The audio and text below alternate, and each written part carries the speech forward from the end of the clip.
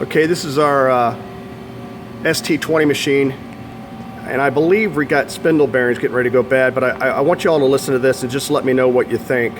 I noticed it's been getting louder, and the other thing that I noticed last week is that when I part the part off with the cutoff tool, I'm noticing I'm not able to keep consistent finishes on the back side of the part, almost like the part's moving in and out.